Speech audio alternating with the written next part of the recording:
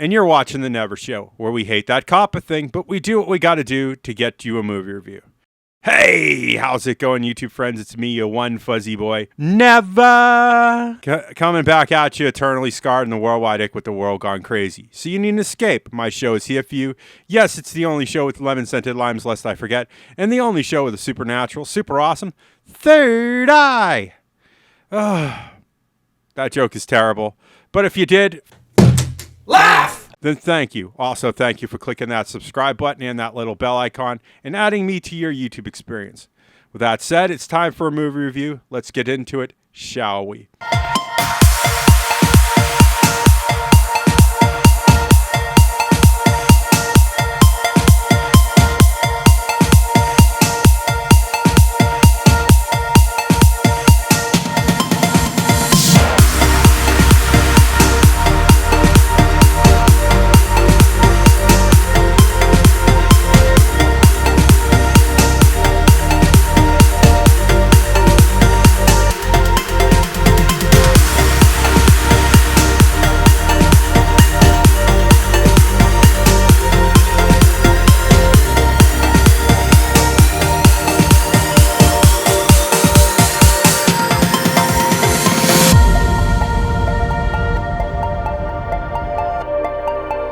And today's movie is Thor, Love and Thunder.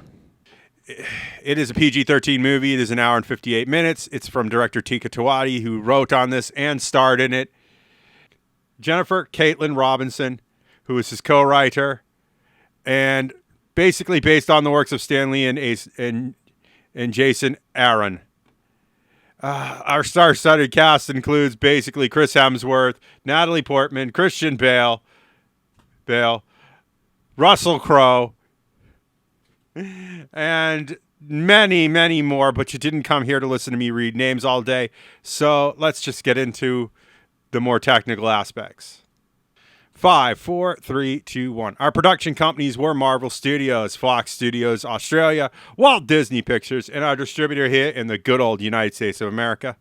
God bless America, land that I love, was Walt Disney Studios Motion Pictures. Special effects were done by F.A.K.K, Digital Italia, Frame Store, Industrial Light and Magic, part of the Trinity, along with Weta Workshop, so more part of the Trinity, Lola Visual Effects, Luma Pictures, Mammal Studios, Odd Studios, Outpost, Perception, and Soho were also in the list. So, monstrously beautiful film here with lots of digital backgrounds and stuff, and all that good stuff that makes you want to watch a film. As for my thoughts on the picture, I like it, but I feel like the numbers are going to reflect how I feel about it.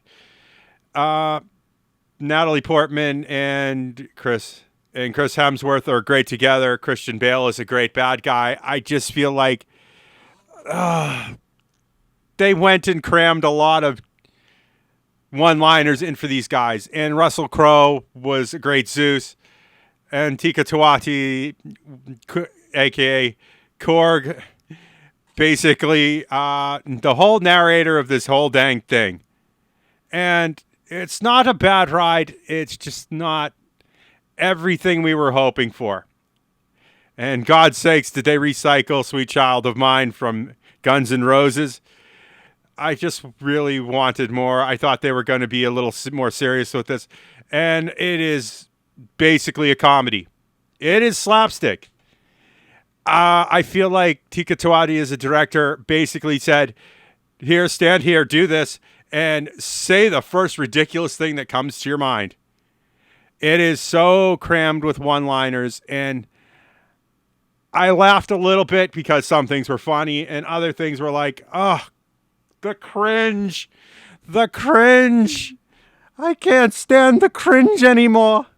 And I was just like, I really, really did want this to be a good one. And, you know, they pulled the Guns N' Roses song off the shelf for this.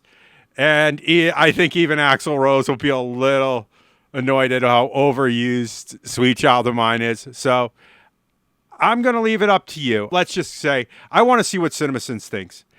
I feel like what they say here is going to be big.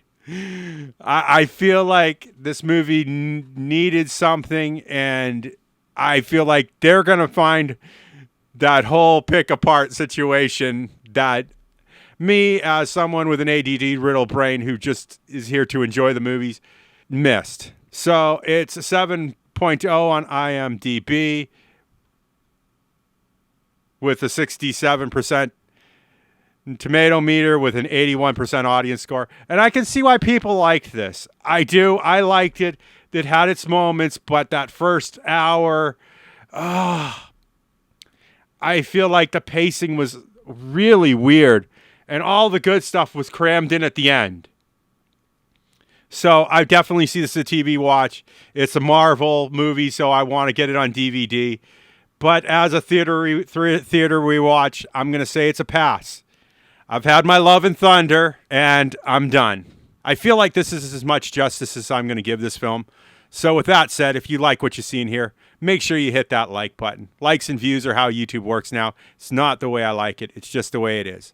Remember, all comments are 100% guaranteed response. I miss your comments when they're not there. They're the highlight of my day. Thank you for being the highlight of my day.